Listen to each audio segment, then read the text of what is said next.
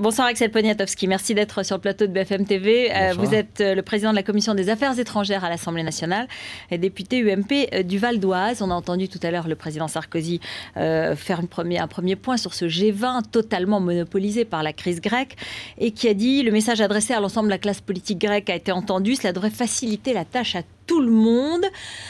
On peut aussi entendre la manière dont Jean-Christophe Cambadélis, qui était tout à l'heure sur le plateau de BFM Story, a dit mais c'est un directoire franco-allemand qui sermonne un peuple et qui décide à la place d'un peuple. Enfin, écoutez, il faut vraiment redevenir raisonnable dans cette affaire. Moi, je suis avant tout atterré par la classe politique grecque. Et maintenant, depuis pas mal de temps. Et deuxièmement, je me félicite de la fermeté du président de la République dans cette affaire.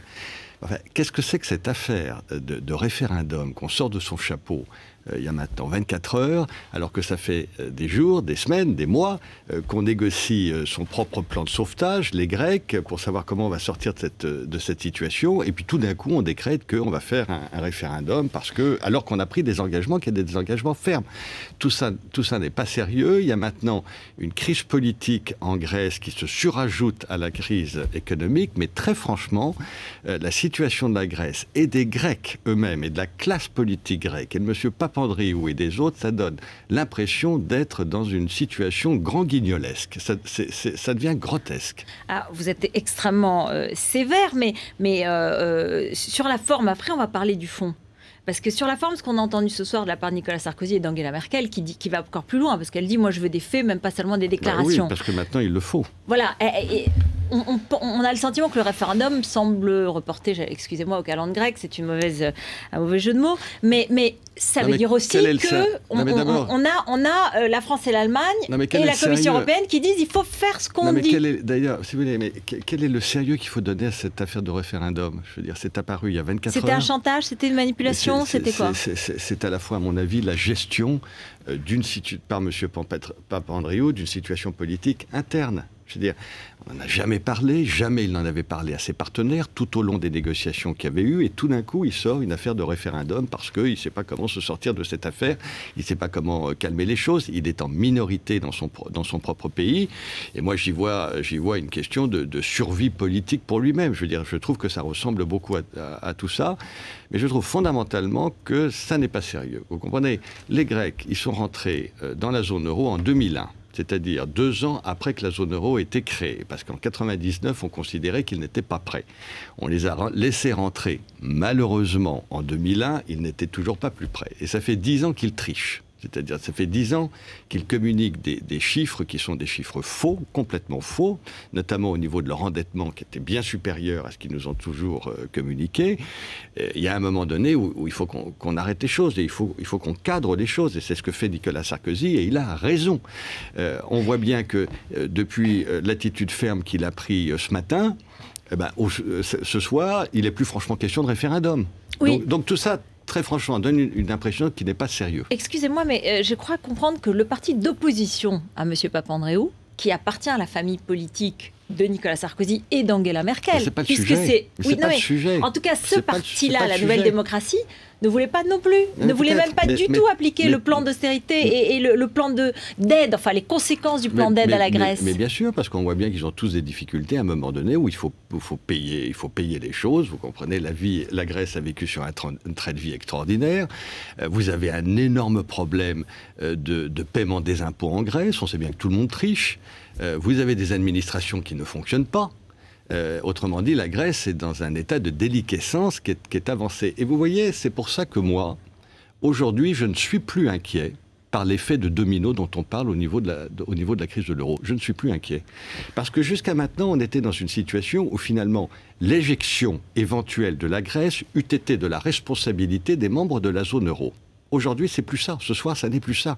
Aujourd'hui, le fait que la Grèce reste ou ne reste pas dans la zone euro, c'est sa décision. Ça n'est plus la décision de l'ensemble de ses partenaires de la zone euro. Et à partir de ce moment-là, il ne peut plus y avoir d'effet domino. C'est une façon d'assainir la situation. Ce serait une purge, dans le fond. Même si on dit, on répète, et on l'entendait encore de la part du président Sarkozy, il faut qu'ils restent dans la zone euro, mais c'est pas grave, dans le fond, s'ils s'en vont. Mais ça n'est pas une façon d'assainir, c'est simplement que la décision, maintenant, est celle des Grecs. un plan de sauvetage a été négocié. Excusez-moi du peu, les banques faisaient une croix sur 100 milliards d'euros, c'est-à-dire 50% de leurs engagements. Les institutions européennes et le FMI venaient avec 100 milliards supplémentaires. Autrement dit, on redonne des moyens très importants à la Grèce pour se sortir de la situation dans laquelle elle est. Elle hésite, elle tâtonne, elle ne veut pas y aller, elle n'ose pas y aller, etc. Donc apparemment, le prix est très élevé. Oui, mais le prix est élevé, mais forcément. Enfin, maintenant, la Grèce se met dans une situation où c'est à elle de décider si elle veut rester dans la zone euro ou si elle ne veut pas y rester. La question quand même de la démocratie en Europe est posée à travers cela, et pas seulement par l'idée du référendum, même si elle est écartée ce soir peut-être, ce qui n'est pas encore sûr.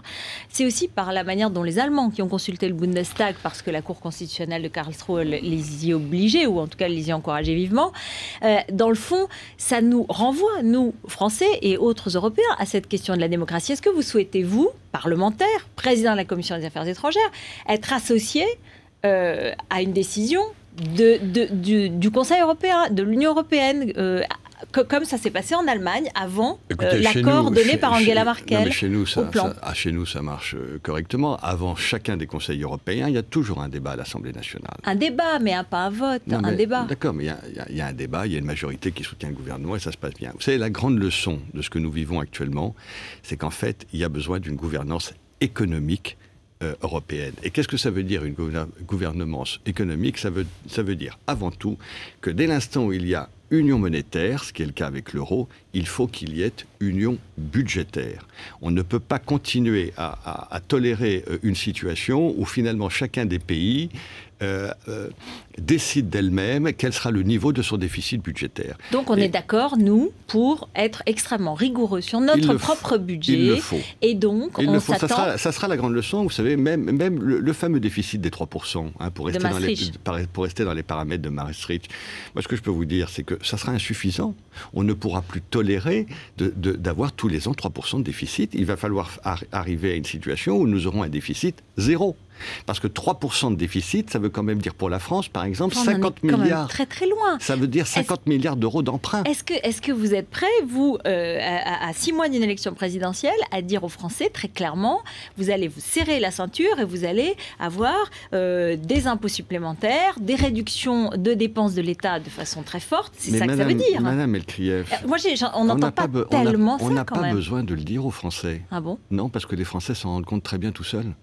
Les Français ont aujourd'hui, vous savez, moi je reviens et je suis toutes les semaines dans ma circonscription, je vois bien ce qui se passe et qu'il y a une véritable prise de conscience de la part des Français que nous ne pouvons plus vivre avec le train de vie qui était le nôtre jusqu'à maintenant et qu'effectivement il va falloir vivre différemment, il va falloir générer au niveau budgétaire des recettes supplémentaires, il va falloir économiser davantage. Et il va falloir économiser non seulement au niveau de l'État, mais également au niveau des collectivités, que ce soit les régions, les départements et les communes. C'est clair que nous devrons gérer nos collectivités de façon plus serrée. Concrètement, tout le monde à l'UMP est sur cette ligne, y compris les membres de la droite populaire qui sont plus souverainistes, ou bien des gens qui sont moins libéraux. Chacun avance des solutions. Pour les uns, c'est générer un peu plus de recettes. Pour les autres, c'est visser un petit peu plus. Mais ce que je crois, c'est que surtout, tout le monde est conscient qu'il faut que nous tendions vers l'équilibre budgétaire et que dans tous les cas, au niveau de l'Union européenne, qui dit union monétaire, dit union budgétaire. Et ça veut dire Europe à plusieurs vitesses. Donc ça veut dire une zone euro très resserrée avec le même type d'économie, le même type de budget,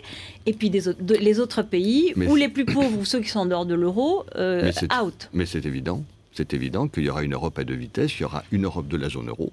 Parce que l'euro, nous sortirons de cette crise, et nous sortirons renforcés de cette crise.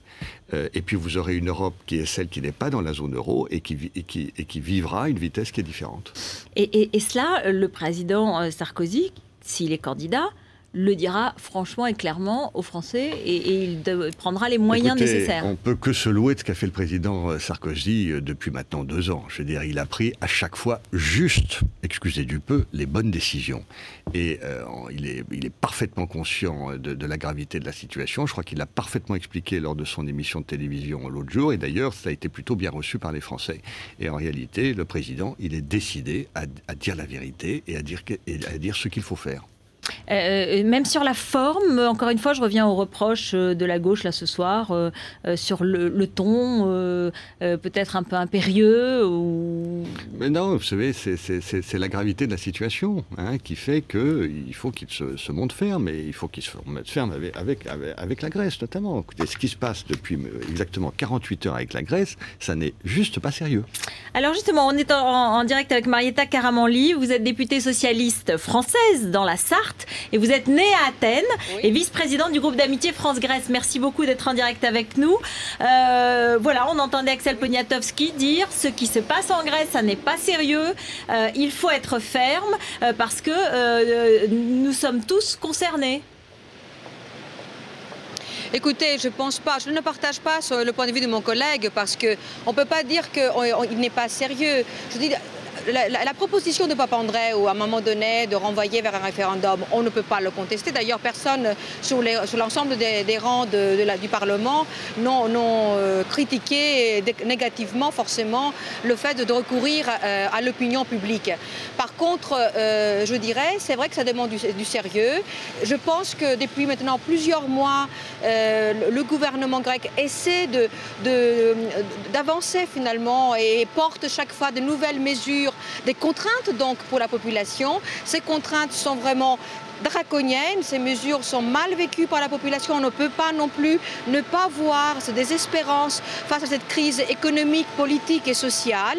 Donc c'était aussi un signal, je pense, aussi pour les gouvernants au niveau européen, y compris pour les autres membres de l'Union européenne, pour faire en sorte qu'on regarde aussi que les mesures soient là, mais aussi que les opportunités et aussi que la façon de gérer une crise et de gérer finalement une situation économique difficile, une situation sociale difficile en Grèce, mais ne doit pas peser sur le peuple uniquement.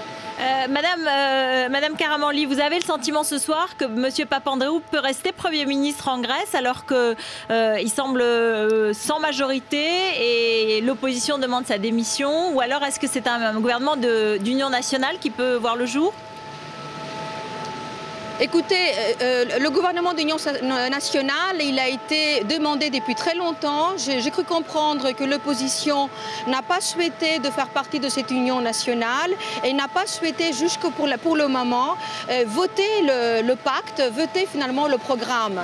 Il paraît, mais tout ça c'est sous condition parce que les choses évoluent minute par minute, qu'il serait prêt à accepter et voter donc ce programme, ce pacte discuté au niveau européen. Donc les choses vont suivre. Je ne pense pas que ça tient uniquement sur un homme. C'est toute une classe politique. Et je dirais que ce soit de gauche ou de droite, il doit être responsable devant le peuple aussi aujourd'hui. Merci Madame Karamanli. Merci Madame Karamanli d'avoir été avec nous en direct sous la pluie. Juste un petit mot pour finir, Axel Poniatowski. La souffrance du peuple, c'est important. C'est sûr que c'est difficile pour le peuple. En même temps, ils ont bénéficié des fonds structurels depuis maintenant 10 ans. Moi, je pense qu'ils vont s'en sortir.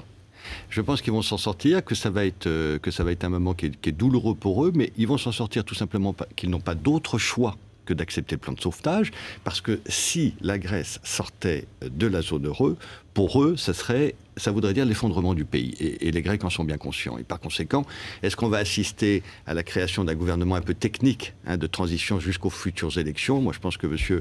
Papandréou ne va pas pouvoir rester, n'ayant plus de majorité de son côté et étant rejeté par l'opposition. Et il y aura probablement un gouvernement technique jusqu'aux futures élections de transition, oui.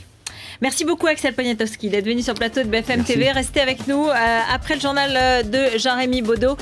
Humour et politique, généalogie et lapsus. On va passer à tout à fait quelque chose de totalement différent avec donc deux livres, Patrick Lévivette et Jean-Louis Bocarno. À tout de suite.